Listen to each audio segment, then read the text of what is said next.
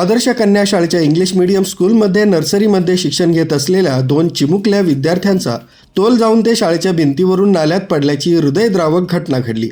या नाल्यात पडल्यानं दोन्ही बालकं बुडाल्याचा प्राथमिक अंदाज असून फुगून आल्यावर या दुर्दैवी घटनेची माहिती समोर आली. या घटनेत दोन्ही चिमुकल्यांचा मृत्यू झाल्याचं स्पष्ट झालंय. सदर शाळेच्या संरक्षण भिंतीला कोणताही अडोका अथवा सुरक्षित व्यवस्था नसल्यामुळेच ही दुर्घटना घडल्याचा आरोप पालक तसंच नागरिकांकडून केला जातोय. इतक्या लहान वयाच्या विद्यार्थ्यांना वर्गाबाहेर जाण्याची परवानगी कशी देण्यात आली?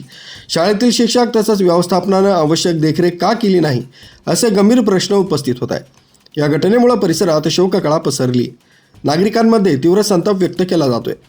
शाळेच्या निष्काळजीपणामुळे 2 निष्पाप जीव गमावल्यानं संबंधित शाळा व्यवस्थापनावर कठोर कारवाई करण्यात यावी अशी जोरदार मागणी पालक तसंच सामाजिक कार्यकर्ते व स्थानिक नागरिकांकडून करण्यात येते.